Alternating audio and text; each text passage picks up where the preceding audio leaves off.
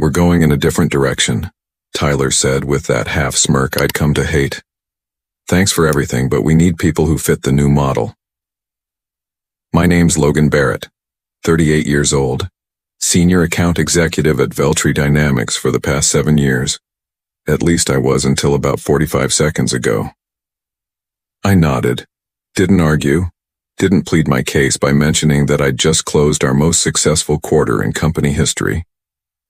Didn't point out that I'd personally brought in 60% of total revenue. Didn't ask what the new model even meant. "Got it. Best of luck," I said, standing up. Tyler looked almost disappointed, like he'd been expecting, maybe hoping for, an outburst. Something to justify whatever story he'd already planned to tell about me after I left. Instead, I walked out calmly, leaving my collection of top performer plaques in the cabinet behind me. 7 years of achievement gathering dust. Let him keep them. Back at my desk, I packed up quickly. A few personal photos, coffee mug, the baseball Jason had signed for me after I helped him secure his first round of funding. While I cleared out my space, co-workers stared at their screens, typing furiously about nothing. Nobody made eye contact. Human Resources gave me the standard exit spiel. Non-compete clause reminders. Company property return checklist. Exit survey link. The woman across the desk looked uncomfortable. She knew the numbers I'd brought in, knew what I was worth. I handed in my badge, laptop, and phone. "Good luck with everything, Logan," she said, and I could hear the genuine regret. "Appreciate it," I replied. As the elevator descended, I wasn't angry. Not exactly. Something colder had settled in. A quiet certainty that Tyler McRae had made the biggest mistake of his professional life. He'd been with Veltri Dynamics less than a month, full of buzzwords, Harvard Business Review quotes, obsessed with reshaping the sales culture into something more aggressive, whatever that meant. What Tyler didn't know, what Human Resources never thought to check, was that every single one of my top clients had personal connections to me. College roommates who'd launched startups, groomsmen from my wedding who now ran procurement departments, old friends who'd been with me since before Veltri Dynamics even existed. In his spreadsheets, they were just account numbers and revenue figures. To me, they were relationships built over decades. I walked out to my car, jacket slung over my shoulder. My phone, my personal phone, buzzed with a message from Brian, my biggest client. "You free for lunch tomorrow?" I smiled for the first time that day. I'd been with Veltri Dynamics since they were just a scrappy startup operating out of a converted warehouse in Cincinnati. Back then, we were 15 people with big dreams and empty bank accounts. I was employee number 8. My job was simple. Bring in clients, keep them happy, grow the relationships. That's what I did. Not by handing out branded pens or taking people golfing, but by actually giving a damn. By remembering birthdays and asking about kids, by calling just to check in, not to upsell. By being a resource, not just a vendor. When my old roommate Brian launched his logistics company, I was his first call for supply chain software. When Jason's health tech startup needed security integration, I brought him on board. When Dave expanded his manufacturing business, I made sure we scaled with him. 62% of my book of business came from people I'd known before they were clients. The rest came from their referrals. The first sign of trouble appeared 3 months ago during the quarterly review. Our CEO introduced Tyler McRae, brought in from some Silicon Valley firm I'd never heard of. Hair too perfect, smile too wide. Everything about him screamed ambition without substance. "Tyler's going to revolutionize our approach to sales," the CEO announced. "Make us more competitive in the modern marketplace." I'd heard that kind of talk before, usually from people who'd never actually closed a deal themselves. 2 weeks later, Tyler called a sales team meeting, presented a new client acquisition strategy that involved cold outreach quotas and script-based pitches, made a big show about measurable metrics and performance analytics. Not once did he mention relationships. After the meeting, Dave texted me, "Your new boss seems like a real piece of work. Another warning came during a client dinner. Tyler insisted on joining me and Brian, my biggest account, talking over him constantly, interrupting with corporate jargon that made Brian visibly uncomfortable. In the parking lot afterward, Brian pulled me aside. "That guy's going to be a problem for you, isn't he?" I shrugged it off. Just knew, finding his footing. But something in my gut knew better. The way Tyler looked at my client list, the way he questioned my process, but never my results. When he started scheduling one-on-ones with junior sales reps without including me, I should have seen it coming. The signs were all there. I just didn't want to believe someone would be foolish enough to burn down what took years to build. I didn't call anyone after getting fired, didn't have to.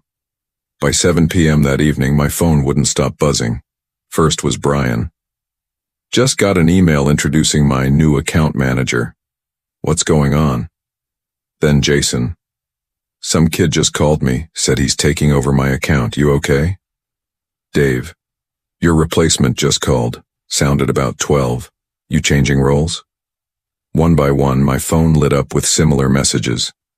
18 clients, every major account I managed, all reaching out within hours, not because Veltri Dynamics had contacted them, but because they wanted to hear from me first. I sat on my back deck, bourbon in hand, watching the Cincinnati skyline as dusk settled over the city.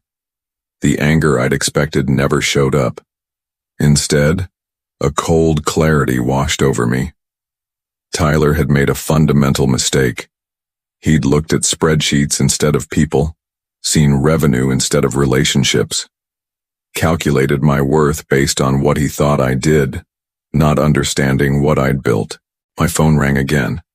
This time it was Allison from Travella Freight, a client I'd landed 3 years ago. "Logan? What the hell is happening? I just got the strangest call from some guy saying he's my new contact." "They let me go this morning," I said simply. Silence on the line. "Are you serious? After the quarter you just had?" "New VP has a different vision." "Well, his vision better include finding a new logistics partner, because I'm not working with whoever this new person is. Did they even look at how much business you bring in?" "Apparently not enough. I'm calling Jennifer right now." Jennifer was our CEO. "This is ridiculous." "I appreciate that, but don't put yourself in an awkward position." "Logan, you've bailed us out of technical emergencies at midnight.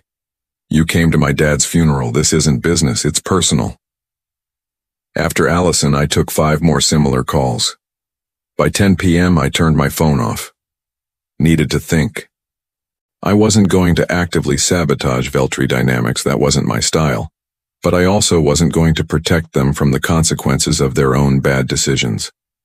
In the morning, I woke up to an email from Jessica Lewis, VP of Sales at Hailstorm Brewing, Veltri's main competitor. We'd met at industry conferences over the years, always been cordial. "Heard what happened. Unbelievable. Let's grab coffee this week?" I didn't have to wonder how she'd heard. News travels fast in our industry. As I showered and dressed that morning, something shifted inside me. The loyalty I'd felt toward Veltri Dynamics, the company I'd helped build, evaporated completely. They hadn't just fired an employee. They'd severed relationships they didn't even know existed. I texted Jessica back. "Coffee sounds good. Tomorrow at 9? Her response came immediately. "Perfect. I have some ideas I think you'll like." For the first time since walking out of Tyler's office, I smiled, not out of spite, but because I finally understood my true value. And so would Veltri Dynamics. Soon enough. The coffee shop Jessica suggested was clear across town from the Veltri Dynamics office. Smart move. Cincinnati's business community was too small for accidental run-ins. Jessica looked exactly as I remembered her. Sharp, confident, without trying too hard. No power suit, just practical business casual and an easy smile. "They're idiots," she said after we'd exchanged greetings. "Everyone in the industry is talking about it." Everyone? When the top performer at a competitor suddenly becomes available, people notice. She sipped her coffee. Especially when that person is responsible for more than half their revenue. I shrugged. Ancient history now.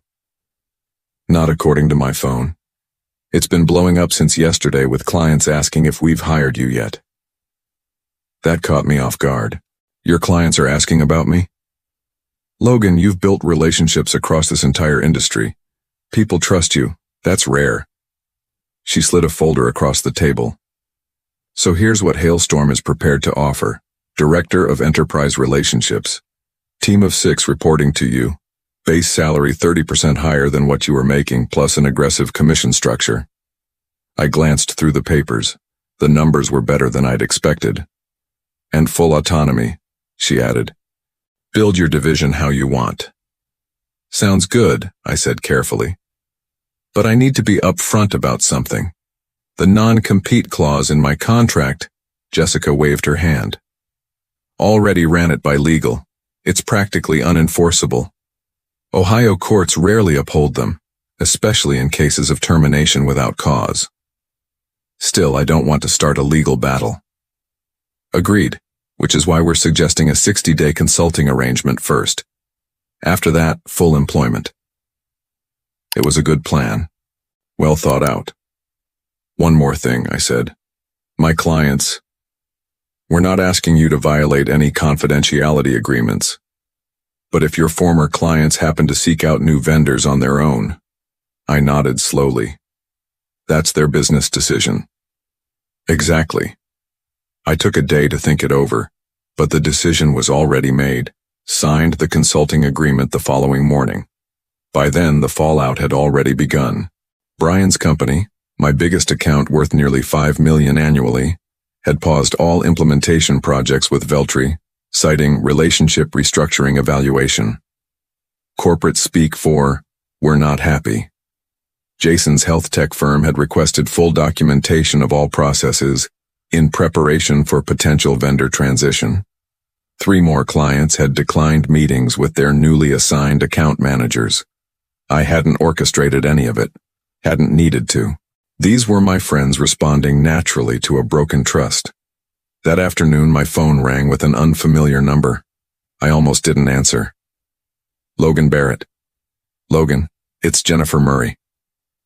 Veltri's CEO. My stomach tightened. Jennifer, what can I do for you? I'm calling to understand what's happening with our client base. Of course. Now she wanted to talk. I'm not sure what you mean, I said, keeping my voice neutral. I've been gone less than a week.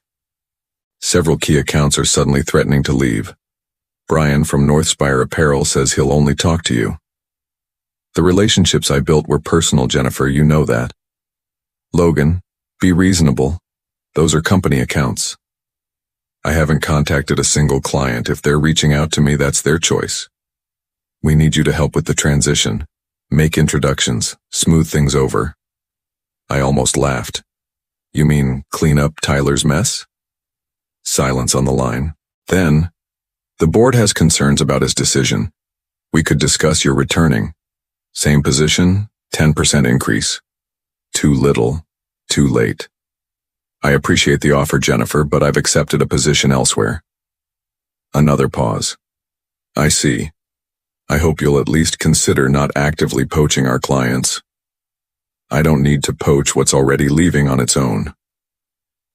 After I hung up, I felt no satisfaction, just confirmation of what I'd already known. Veltri had only valued the revenue, never understanding the relationships that created it.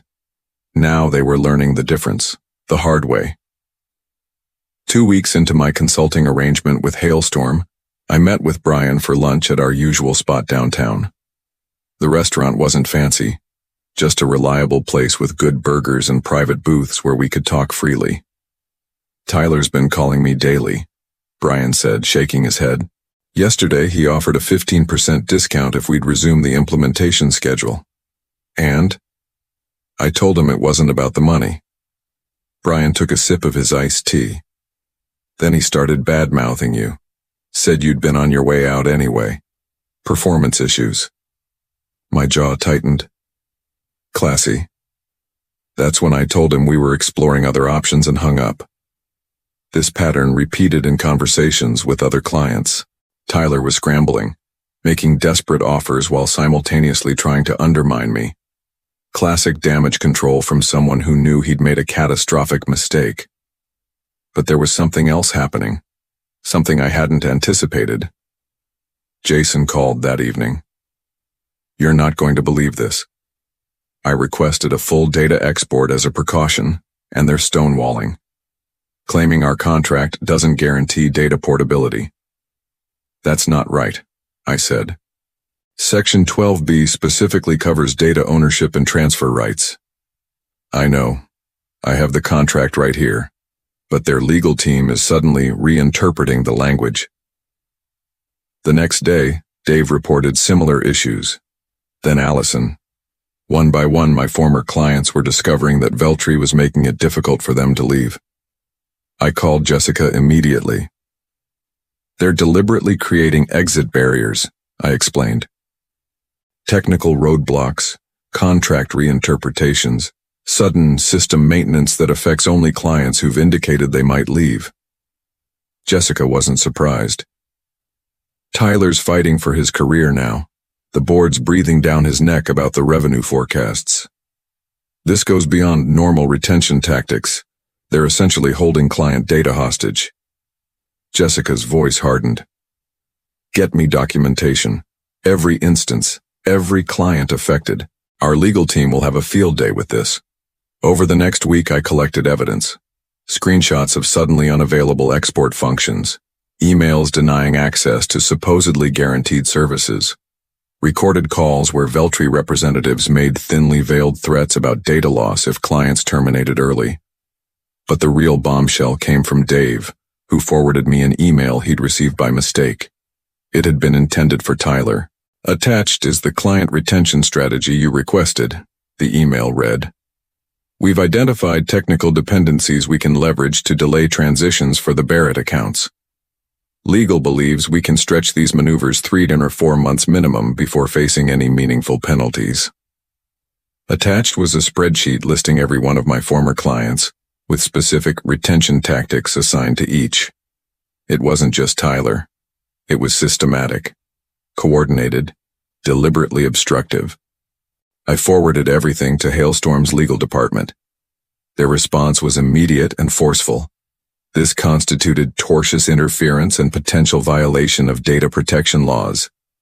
That night, I sat on my deck again, watching the Cincinnati skyline. The city looked different now. 7 years at Veltri, believing I was part of something worthwhile. All that time, I'd thought I was building something meaningful, not just client relationships, but a company with integrity. Now I understood the truth. When faced with the consequences of their mistake, Veltri's leadership had chosen obstruction over accountability. This wasn't just about me anymore. It was about 18 businesses, many owned or run by friends, being deliberately harmed to cover someone else's failure. My phone buzzed with a text from Jessica. "Legal team has what they need. Board approved the full offensive. You ready for this?" I texted back one word. "Yes." The quiet clarity I'd felt before crystallized into something stronger. Resolution. Determination. This wasn't about revenge. It was about justice. Hailstorm's lawyers moved quickly. Within 48 hours, they'd drafted cease and desist letters addressing Veltri's obstructive tactics, with specific references to contract violations, data protection laws, and unfair business practices. But they didn't send them immediately. That was my call. "We could fire these off tomorrow," Jessica said during our strategy meeting. "Shut down their games right away." I shook my head. "Not yet. I have a better approach." My plan was simple but effective. Help my former clients help themselves. First, I created a detailed guide documenting every known tactic Veltri was using to obstruct transitions, along with specific contractual clauses that protected client rights. Nothing in it violated my non-disclosure agreement. It was simply an educational resource explaining standard industry contracts. Next, I arranged a series of industry networking lunches, Small, casual gatherings where my former clients could meet each other for the first time. No formal agenda, just business owners and executives sharing experiences. I attended only the first one, making introductions before excusing myself. Sorry, conflict of interest, but you all might find you have some common business challenges worth discussing. By the third such lunch, they'd formed their own informal alliance. Began comparing notes, pooling knowledge, discovering they weren't alone in their struggles with Veltri. Meanwhile, I was building something new at Hailstorm, not just bringing on individual team members, but designing an entire client relationship division focused on long-term partnerships rather than transactions. Jessica gave me complete freedom to implement my vision. The results speak for themselves, she said after reviewing my progress. The board is thrilled. 1 month into our strategy, the pressure on Veltri began mounting. Clients were collectively demanding adherence to their contract terms, armed with specific knowledge of their rights and Veltri's obligations. When multiple major accounts simultaneously threatened legal action over the same issues, Veltri couldn't dismiss it as coincidence. Someone was coordinating the response. Jennifer called again. This time her tone was different, desperate. What do you want, Logan? What will it take to stop this? I'm not doing anything, Jennifer. Your clients are simply exercising their contractual rights. We both know you're behind this. The board is considering legal action against you for client interference. You fired me, Jennifer. I reminded her calmly. Any communication I've had with my friends since then is personal, not professional. Friends, she repeated flatly. Yes, friends. That's what you and Tyler never understood. These weren't just accounts to me. The line went quiet. Then, Tyler's been let go. I'm sorry to hear that, I said, meaning it. Losing a job unexpectedly was something I understood all too well. We're prepared to make amends. Full data portability for any client that wants it. No early termination fees. Clean transitions. It was what my former clients deserved. That sounds reasonable. And we want to talk about bringing you back. Executive VP position, direct board access. Now that was unexpected. I considered it for about 2 seconds. I appreciate the offer, Jennifer, but I've found where I belong. After we hung up, I contacted Brian and the others, not to relay the conversation, but to give them a heads up. You might find Veltri more cooperative going forward. Within days, Veltri announced an enhanced client transition program, offering exactly what Jennifer had described. They framed it as a proactive customer service initiative. Everyone knew better. By then, my new department at Hailstorm was taking shape. 3 of my former team members from Veltri had already joined. More were interviewing. Jessica stopped by my office late one evening as I was finalizing our department's mission statement. I heard Veltri lost 8 major accounts this week, she said, leaning against the doorframe. I kept typing. The market's always changing. And is it just coincidence that 6 of them signed with us today? I finally looked up and smiled. Must be our enhanced client transition program.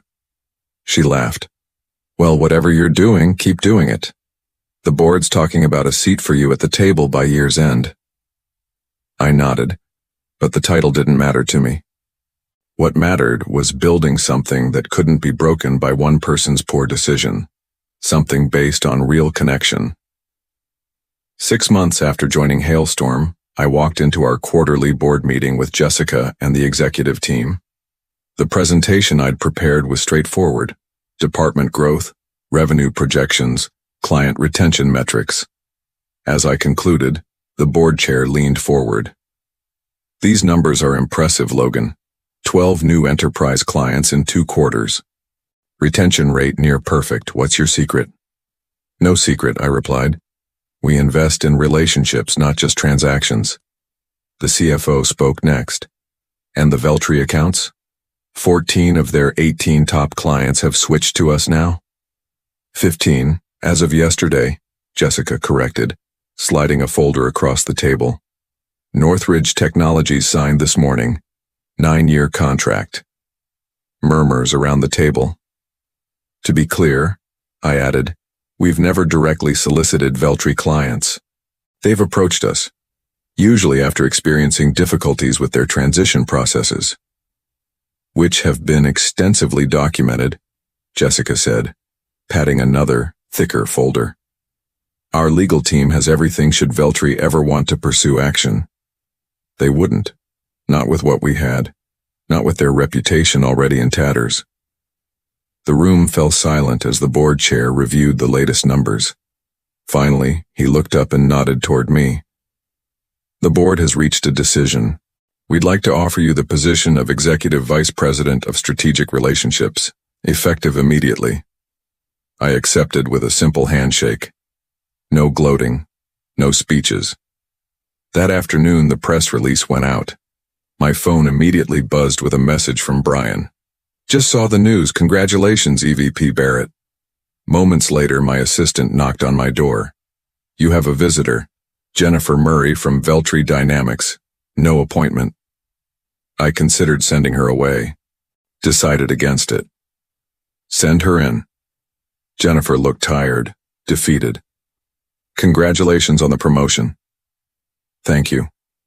What can I do for you, Jennifer? She placed a folder on my desk. Veltri is exploring acquisition options. We'd like Hailstorm to consider making an offer. The acquisition went through 3 months later, not because of any lingering vendetta, but because it made good business sense. Hailstorm's board saw value in Veltri's technology stack, if not their client management approach. I insisted on one condition. Every Veltri employee would be given fair consideration for positions in the combined company. Nobody would experience what I had gone through. On the day the deal closed, I drove to Veltri's office, the converted warehouse where I'd spent 7 years of my career. The place looked smaller somehow. The remaining employees gathered nervously in the main conference room for my address. I'm not here to clean house, I began, looking at the familiar faces. I'm here because what we're building at Hailstorm is based on the same principle that should have protected me here. Relationships matter. They're worth investing in. Worth protecting. I saw relief in their eyes. Understanding. Your jobs are secure if you want them. Your contributions valued. All I ask is that you bring that same commitment to relationships, with clients, with colleagues, with partners, to everything you do going forward. Afterward, I walked through the empty sales floor one last time. Stopped at my old desk, now cleared of its temporary occupant. My phone buzzed. A message from Dave. Heard the news. Poetic justice, my friend. I smiled, looking out over the Cincinnati skyline from the window near what used to be my workspace. The view was exactly as I remembered it, but I was different, stronger, clearer about what mattered. I texted back. Not about justice, about building something better. Then I walked out, not bothering to look at the empty space where my sales awards had once stood. I didn't need them anymore. The real value had never been on that wall. It had been in the connections I'd made, the relationships I'd built, the ones that had survived when everything else fell apart.